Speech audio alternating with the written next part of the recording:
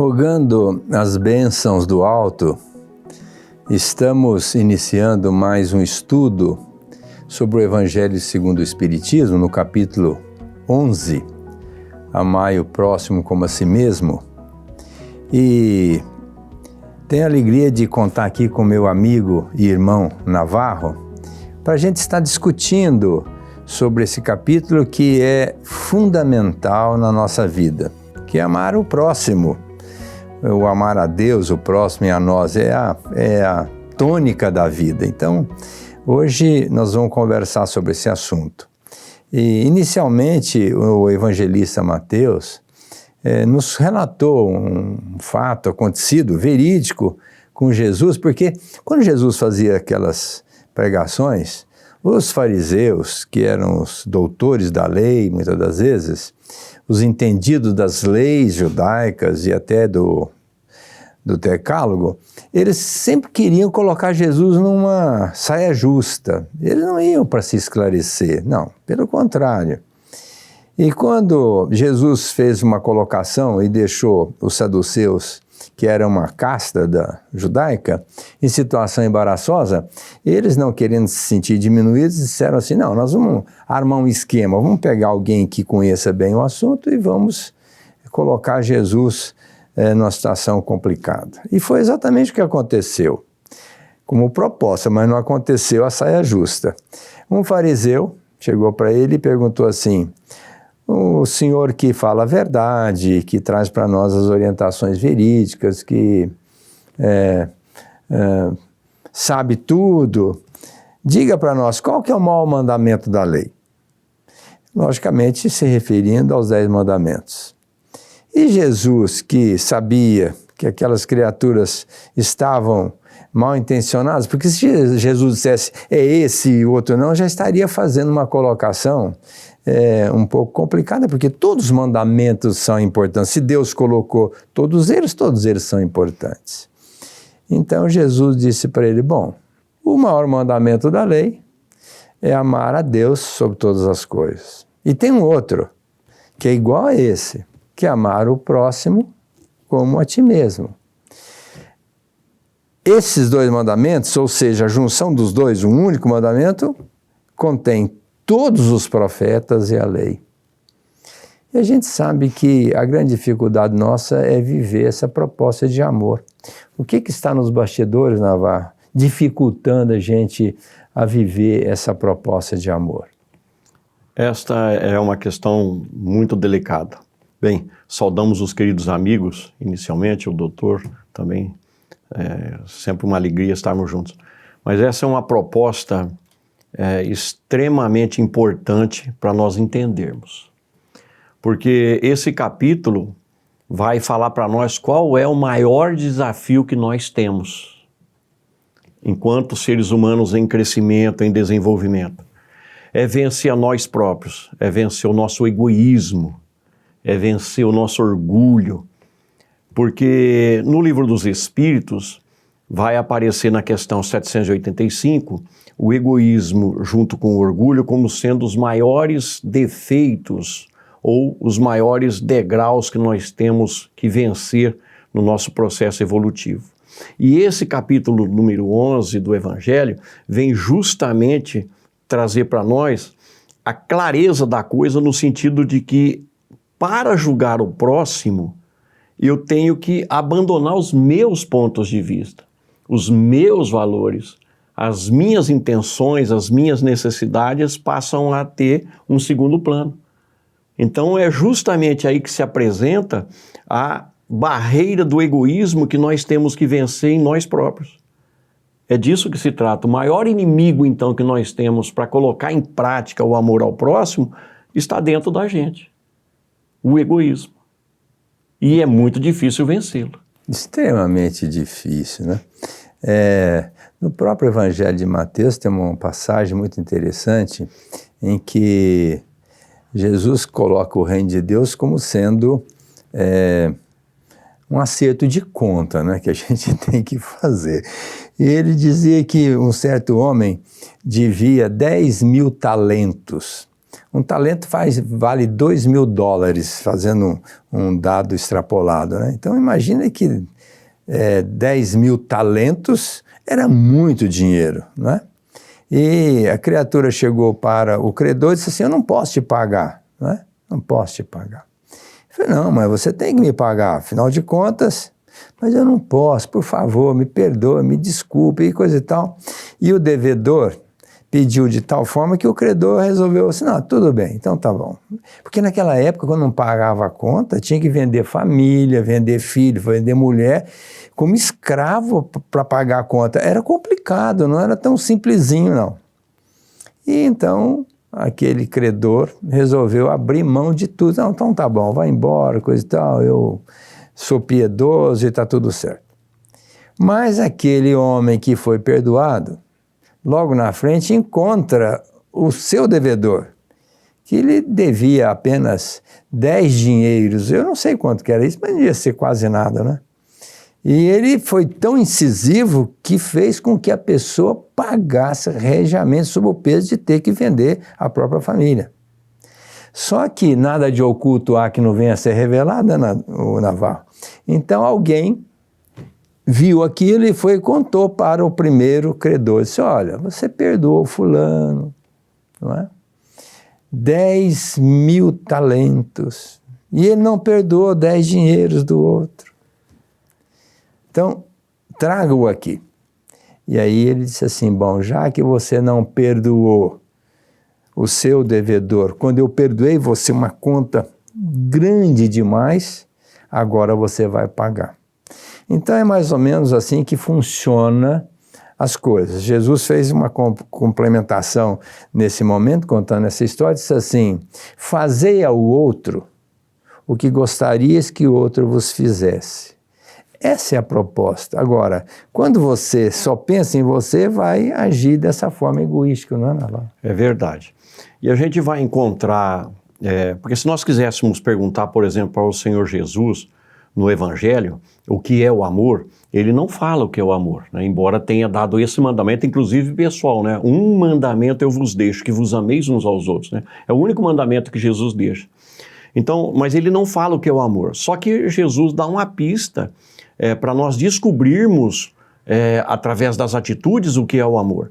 Então ele vai falar para nós, né, todos os preceitos que a gente deve utilizar para com o próximo, sempre no sentido de sair da gente, né? Então ele fala que não há prova maior de amor do que dar a alguém a sua própria vida pelos seus amigos. Não está nem estendendo para os inimigos, embora já fosse uma ordem dele, né? Amai os vossos inimigos, amai aqueles que te perseguem e caluniam. Mas o muito interessante dessa questão é que se Jesus não fala o que é o amor, Lázaro, na primeira mensagem espiritual do capítulo 11 do Evangelho segundo o Espiritismo, ele fala. E vale muito a pena a gente pegar, a mensagem é um pouco comprida, né? Mas vale muito a pena pegar o comecinho da mensagem para nós começarmos a entender do que se trata essa questão do amor e colocá-lo em prática, né? Ele diz que o amor são os instintos da criatura humana elevados até o progresso que ela adquiriu, né? É um sentimento por excelência, afirma Lázaro, que resume até mesmo a doutrina de Jesus. Mas ele é resultado, o amor, de um desenvolvimento do instinto que vem num próximo passo, passando pelas sensações corporais e até mesmo psicológicas, e depois, então, quando a gente já está um pouco mais instruído, né, já esclarecido, com uma certa instrução, surge o amor, mas não no sentido vulgar do termo, como a gente está habituado a utilizar aqui nas nossas relações do dia a dia. E aí ele fala que o amor vai se transformar, portanto, num sol interior, né? Um sentimento. Um sentimento. E é uma figura de linguagem, porque um sol interior é uma luz que Jesus pediu para a gente brilhar, né? Fazei brilhar a vossa luz. E ele diz mais que essa luz se transforma num foco ardente. Ora, lembremos, um sol interior tem duas características básicas, naturais, né? Aquecer e iluminar. Mas quando ele fala, Lázaro, que tem um foco ardente, significa que esse foco está sendo projetado sobre alguém. Então o amor ilumina o nosso espírito, aquece o nosso espírito e transfere esse calor, transfere essa luminosidade para o próximo. E ele vai colocar uma questão ainda muito delicada para nós outros, né? No sentido de que o amor vai fundir os seres uns nos outros, ou seja, quando nós estivermos conscientes e integrados nessa lei de amor, a gente vai fundir todos os seres que habitamos o planeta. E o resultado, diz ele, é a eliminação das classes sociais, ou seja, todo mundo passa a ser igual aqui na Terra, né, como resultado do amor. Isso mostra, evidentemente, o quanto nós ainda estamos distante do amor, pela própria diferença de vida das diversas classes sociais que o nosso sistema econômico criou, né? Então, o amor é uma questão de primeira ordem para nós outros, né, para iluminar a vida alheia. Que bacana. Eu tenho uma definição pessoal, mas é pessoal porque didaticamente eu estou usando isso, que a definição não é minha. O Lázaro colocou isso, o Fenelon também falou sobre isso. O amor é a capacidade que a pessoa tem de compreender, valorizar e respeitar o outro. Eu entendo que nós, por exemplo, não amamos Deus. Bem, na verdade, não amamos, porque a gente não consegue compreender Deus. Deus está muito além da nossa compreensão. A gente não valoriza Deus também, dentro daquilo que Ele é, porque nós não temos essa capacidade de entender e de valorizar, e por isso a gente não respeita, né? Mas nós poderíamos extrapolar em dados didáticos que nós podemos amar Deus compreendendo, valorizando e respeitando a sua criação. Desde o mineral, o vegetal, o animal, o hominal, né? E os seres angélicos ainda falta muito para nós entendermos-los. Mas, de qualquer forma, como tudo começa no entendimento, a pergunta 780 do Livro dos Espíritos, o Kardec perguntou ao benfeitor se a nossa transformação moral viria acompanhada da transformação intelectual. Ele disse, não, primeiro vem o entendimento, que é a nossa capacidade de reter conhecimento. Muito depois, diga-se de passagem, vem a transformação moral. Então, eu entendo que a gente primeiro precisa entender, para depois compreender, para depois valorizar, para depois respeitar. Então, a capacidade de amar da pessoa, dentro daquilo que você falou, de fazer brilhar essa luz interior, iluminar-se, aquecer-se, iluminar o outro, como você colocou muito bem, vai depender dessa capacidade de entender. Por exemplo, se nós respeitarmos a criação divina, nós estamos compreendendo, valorizando para poder respeitar. Nós estamos amando. Um cachorro sarnento, por exemplo, que chega para nós. Muitas pessoas querem vê-lo longe, porque está com sarna ali, criando um asco, né? Mas se nós entendemos que ele é filho de Deus, que é um animalzinho que não sabe falar, que está sofrendo, nós pegamos essa criatura, tratarmos-la, ela vai ficar muito feliz e nós também, porque nós passamos a amar aquele animalzinho. Assim é em relação às plantas, em relação aos objetos. Então, nós precisamos dinamizar a nossa capacidade de compreender, valorizar e respeitar todos os elementos da criação divina. Aí nós poderíamos dizer que nós estaríamos respeitando, valorizando e amando Deus. Esse é o amor que a gente pode deter, mas para isso nós temos que estudar. Quanto mais a gente dinamizar o nosso intelecto, entender melhor, fica mais fácil para compreender e valorizar as coisas e, por consequência, respeitar. Não é, Naval? É verdade. Inclusive, essa questão que o senhor levantou dos animais e das plantas, a obra como um todo da natureza de Deus, né? A gente vai ver Fenelon comentando que o nosso amor ainda é tão mal compreendido e desenvolvido que às vezes a gente ama mais objetos, mais animais, mais plantas do que o próprio ser humano. E que a gente precisa tomar um pouco de cuidado com isso. Não é que tem que deixar de amar. Não, cada um no seu nível, mas a gente precisa ter cuidado, né? Inclusive dos seres humanos. E aí uma outra questão que se levanta, assim como a gente prefere amar de repente animais, plantas e objetos, né? A gente se recusa a amar os inimigos. Não só os inimigos pessoais, mas também os inimigos da sociedade. Então a rainha de França, nas instruções dos Espíritos do capítulo 11, vai nos alertar sobre isso. Porque esses seres, os inimigos nossos e os inimigos da sociedade, eles também amam. Todo mundo ama, né? O pior dos inimigos social que já possa ter aparecido aqui na Terra, também tem pessoas que lhe amam profundamente, né? O que mostra que todos nós estamos mais ou menos no mesmo patamar evolutivo, né? E que a gente precisa aprender a não julgar os seres humanos, porque se eu prefiro amar um bicho do que um ser humano, é porque eu estou julgando o ser humano, né? Colocando ele abaixo do nível de aceitação. Então nós precisamos tomar muito cuidado com o julgamento, porque o julgamento nos mantém num nível diferenciado. Consequentemente, um abismo se cria entre nós. E quem de nós pode atirar a primeira pedra? Ô Navarro, a mensagem da rainha de França, eu não diria que seria rainha, Isabel, né? É uma personagem Sim. muito importante lá na França. Ela falou que a gente deve orar pelos criminosos. Quer dizer, você orar por um criminoso já é uma demonstração que você não está fazendo julgamento, né? Pelo contrário, é um irmão nosso, filho de Deus, que infelizmente fazendo coisas absurdas, né? Que não precisaria fazer, mas que Deus está no seu amor envolvendo essa criatura para que ela possa um dia dinamizar a sua vida na direção da proposta divina. Então nós devemos não só não julgar, como ainda orar por essas criaturas que são criminosas.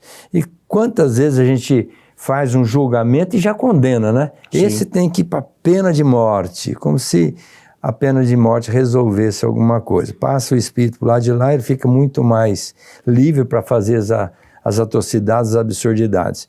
Então, nós temos que desenvolver em nós essa capacidade realmente de perdoar, não é?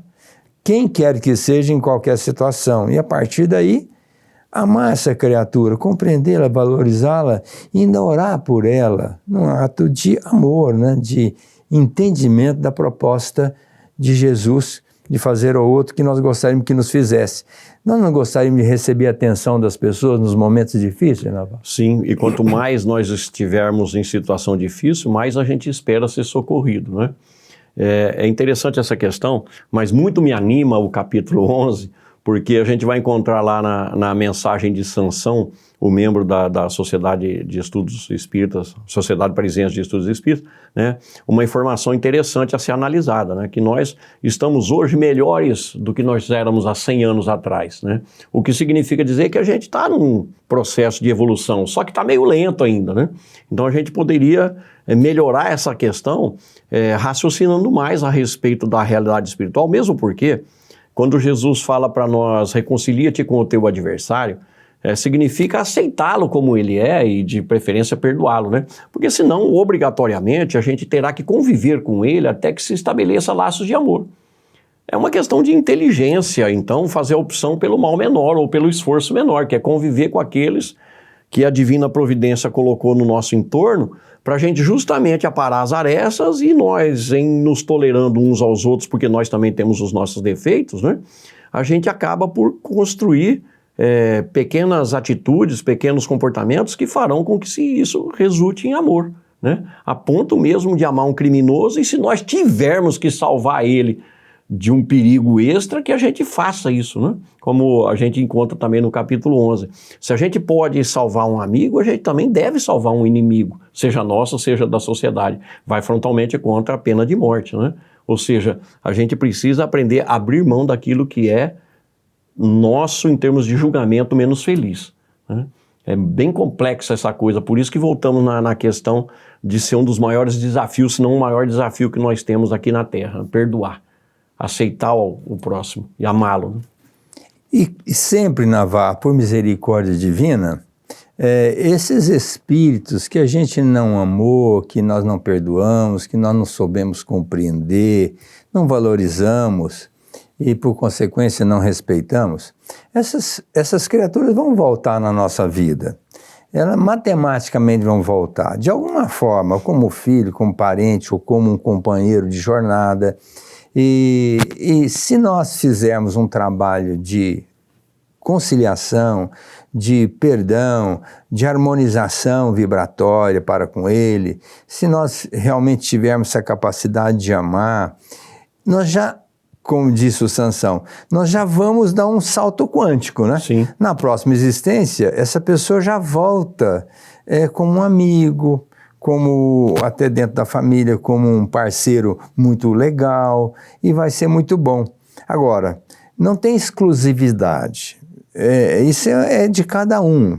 Nós não temos saída, nós temos que nos harmonizar com todo mundo, independente de qual seja a posição, a classe social, onde essa pessoa esteja colocada.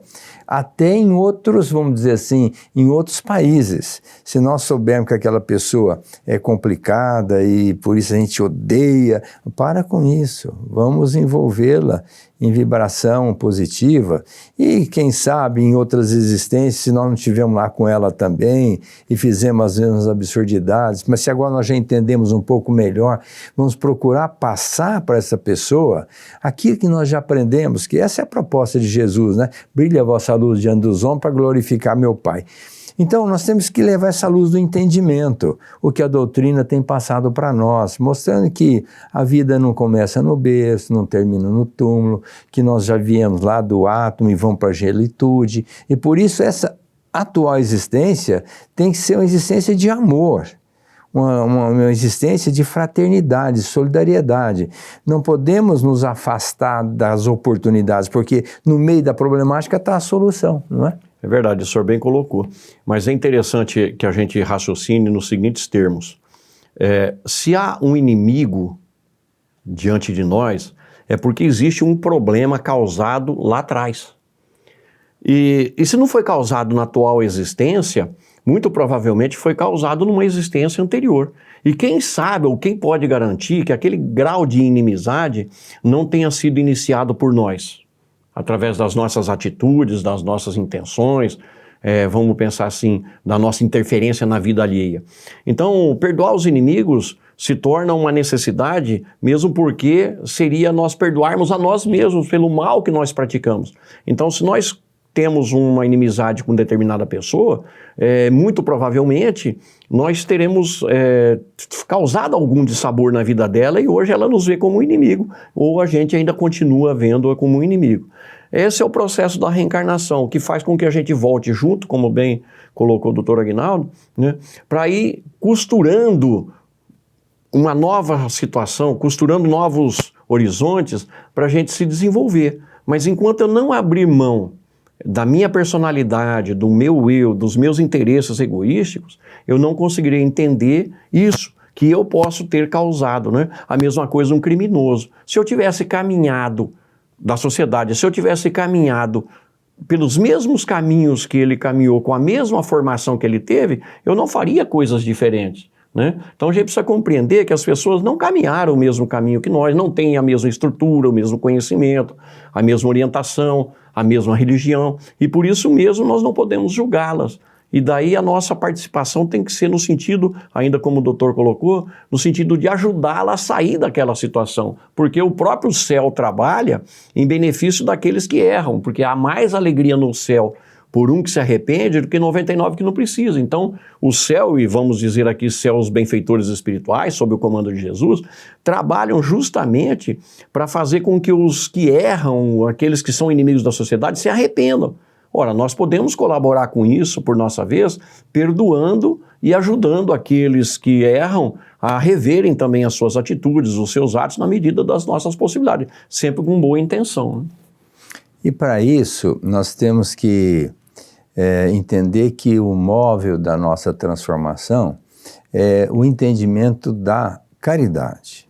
O quanto nós devemos ser caridosos para com os outros. Dentro da nossa visão espírita, perguntaram, o Kardec perguntou para os espíritos o que seria caridade na visão do Cristo. E ele disse assim, bom, benevolência para com todos, indulgência para com a falta alheia e o perdão incondicional das ofensas. Então, a caridade, ela é embasada exatamente nesse tripé, na benevolência, na indulgência e do perdão. Agora, como a fé é a mãe da caridade, eu entendo que é muito importante que a gente entenda todo esse processo para a gente dinamizar a nossa fé, o que vai nos fazer ficar cada vez mais envolvidos com essa proposta de autoconhecimento, autotransformação, para se adequar a uma proposta mais transcendente, divina, crística, né?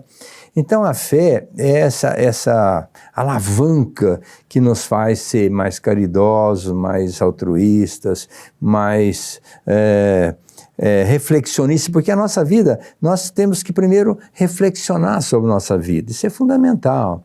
E à medida que nós vamos crescendo pelas nossas atitudes, nós temos inspirações do alto. Mas é muito importante que a gente entenda que a base de tudo é a revelação. A revelação. Quando a gente tem os 10 mandamentos, a revelação divina para que a gente se porte dentro daqueles mandamentos que orientam a nossa vida. Jesus foi outra revelação do amor a Deus, ao próximo, como a nós mesmos.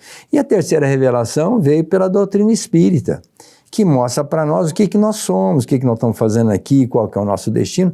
Então é muito importante a gente estar estudando sobre todos esses aspectos, a revelação, para que nós, de posse da verdade, possamos nos construir como um espírito definitivamente fadado à perfeição, mas que cada um vai se construir na medida que entende, se trabalha, se transforma e se adequa à proposta divina. Não é? É verdade. E por último, meus amigos, estamos nos aproximando do término das nossas reflexões.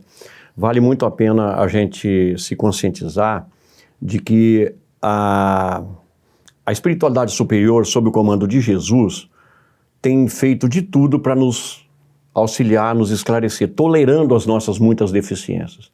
E falando sobre caridade, São Vicente de Paulo, lá na questão 888A do Livro dos Espíritos, diz que a gente precisa fazer o mesmo com aqueles que estão atrás de nós na linha de crescimento moral, não é? Então pensemos nisso, nós temos sido tolerados, mas também precisamos aprender a tolerar. Nós agradecemos aos queridos amigos, convidamos a participarem conosco, mandando os seus comentários e os convidamos para o próximo estudo na semana que vem. Muito obrigado a todos e muita paz.